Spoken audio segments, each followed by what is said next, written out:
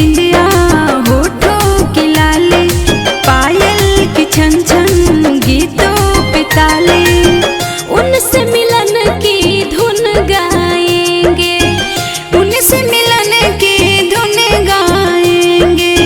मेरे पिया मेरे चांद हैं, करवा चौथ के दिन दिख जाएंगे। मेरे पिया मेरे चांद हैं, करवा चौथ के दिन दिख जाएंगे।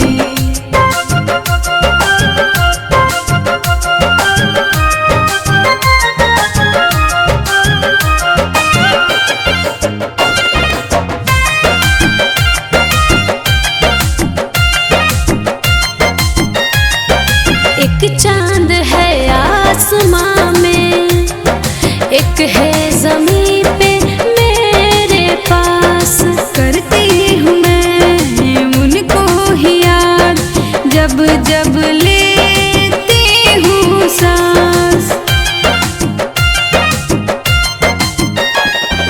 एक चांद है आसमां में, एक है ज़मीन पे मेरे पास, करती हूँ मैं तो उनको ही याद, जब जब लेती हूँ सांस।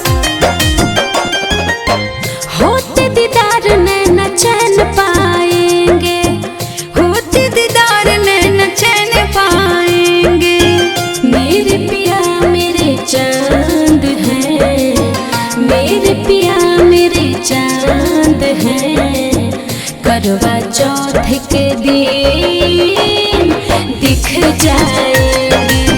मेरे पिया मेरे चांद हैं, करवा चौथ के दिन दिख जाएंगे।